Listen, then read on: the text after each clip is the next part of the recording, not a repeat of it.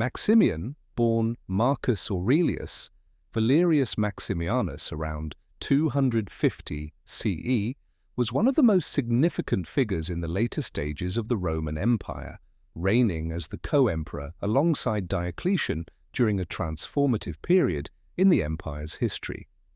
His rule is largely defined by his role in the establishment of the Tetrarchy, the division of the empire into manageable portions to address its growing political and military challenges. Maximian's reign was marked by military campaigns, internal reforms, and ultimately the disintegration of his political influence. This brief history covers his rise, reign, and eventual fall from power. Maximian was likely born in the province of Pannonia, located in modern-day Croatia or Hungary, around 250 CE.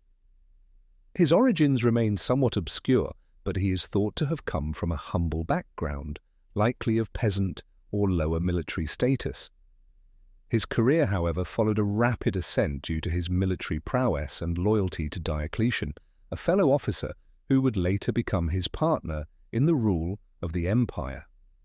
Before becoming emperor, Maximian served in various military capacities, building a reputation as a capable and ruthless commander. During the reign of the emperor Carus, 283 to 285 CE, Maximian may have already held a prominent position in the military, potentially serving as a commander in the eastern provinces.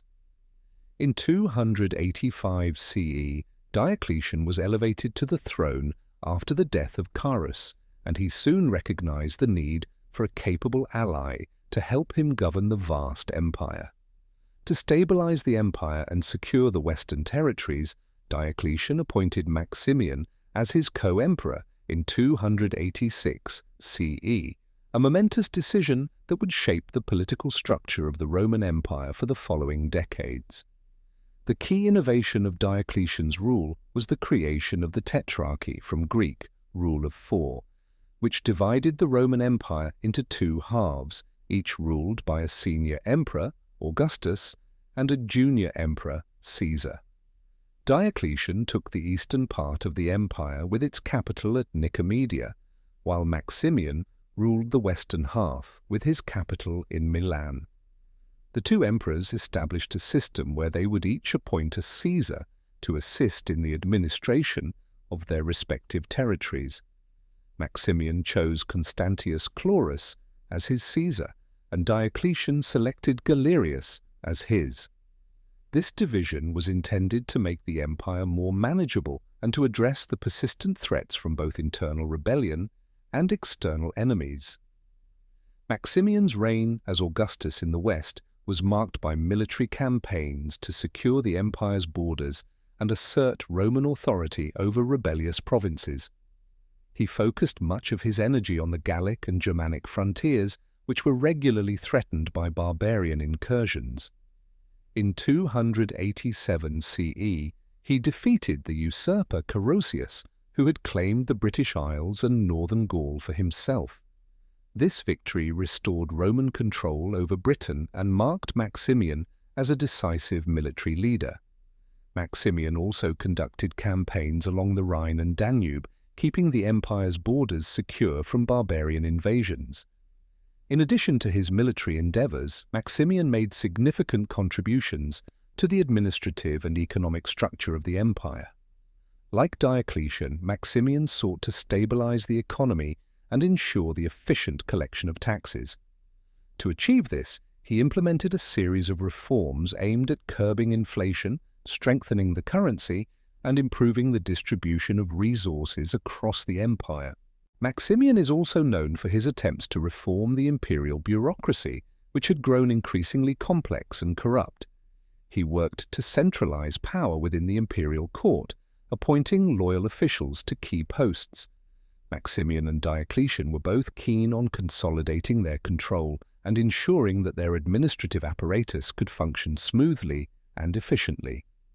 The emperors also initiated a series of building projects in key cities across the empire. In Milan, Maximian expanded and improved the imperial palace, and in other cities like Trier, he constructed monumental public works, including baths, temples, and defensive fortifications. These projects helped to reinforce the power of the emperors and ensured their presence was felt throughout the empire.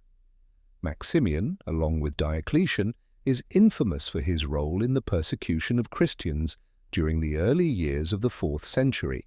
The Great Persecution, as it came to be known, began in 303 CE, when both emperors issued a series of edicts aimed at suppressing Christianity. These laws ordered the destruction of Christian churches, the burning of Christian scriptures, and the arrest and execution of Christian leaders. While Diocletian is often seen as the primary architect of these persecutions, Maximian played a central role in enforcing the measures in the Western Empire. The persecution was harsh and widespread, but it ultimately failed to stamp out Christianity. Over time, it became clear that the persecution was not only politically ineffective, but also created martyrs who would inspire further growth of the Christian faith. In 311 CE, after Maximian's abdication, Diocletian's successor Constantine would reverse the policies and eventually embrace Christianity, signaling a dramatic shift in the empire's religious landscape. In 305 CE, Diocletian and Maximian both decided to abdicate, a rare and unprecedented move in Roman imperial history. Diocletian retired to his palace in Split, while Maximian also withdrew from public life. The abdication of the two emperors was a part of the Tetrarchy's system of succession, where the senior emperors were to step down and allow their Caesars to ascend to the title of Augustus. However, the transition was not smooth. The new emperors, Galerius in the east and Constantius Chlorus in the west, faced immediate challenges from rival claimants to the throne. Maximian's abdication, however, was short-lived. In 307 CE, Maximian returned to the throne, attempting to reclaim his power after the death of Constantius Chlorus. He sought to install his son, Maxentius, as his co-emperor in the west, but his reassertion of power was met with resistance from the legitimate emperor, Constantine, the son of Constantius. Maximian's return to power sparked a civil war between him and Constantine. In 310 CE, after Constantine defeated Maxentius at the Battle of the Milvian Bridge, Maximian was captured and forced to commit suicide, effectively ending his second reign. Maximian's legacy is a complex one. His military prowess and role in securing the empire's borders, particularly against barbarian threats, earned him respect as a strong ruler. His efforts in establishing the Tetrarchy were initially seen as an innovative solution to the empire's crises. However, his attempts to reclaim power after his abdication, along with his involvement in the persecution of Christians, tarnish his reputation. Maximian's reign marked the beginning of the end for the Tetrarchy system. His death signaled the end of the unified government structure that had been central to Diocletian's vision. The empire, soon after Maximian's death, would be further destabilized by the rise of Constantine, whose eventual victory over his rivals would lead to the reunification of the empire and the rise of Christianity as the state religion. In the broader context of Roman imperial history, Maximian remains an important figure. His rule, despite its challenges and eventual collapse, illustrates the complexities of governing a vast empire under constant external and internal pressure.